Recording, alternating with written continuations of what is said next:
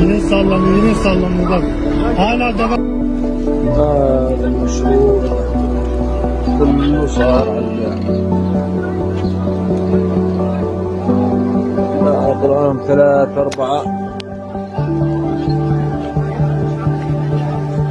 والباقي كله لسه تحت.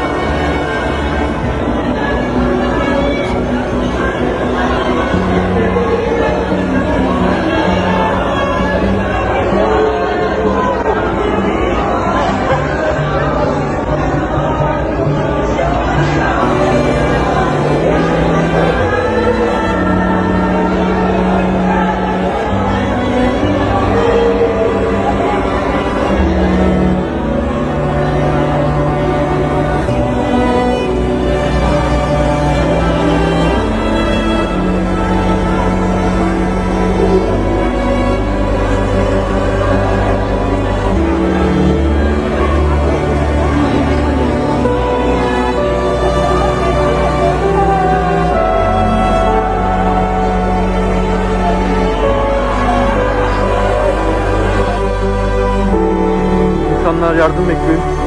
Buradaki ulaşılmıyor. Buradaki halk elini uzatabildiğine yardım etmeye çalışıyor. Lütfen yardım gördüğünüz. Kahramanmaraş'ta durum çok kötü.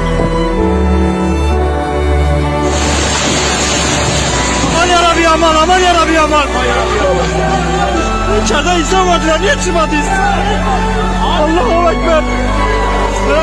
Ne abi? Ya gelecek bu adam. İnsan var dışarıda. Ya dedik geçelim dışarı. Lan insan vardı.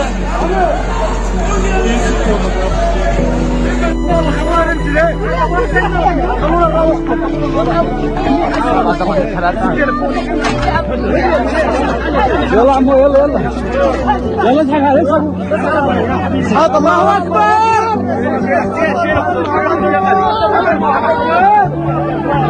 الله اكبر.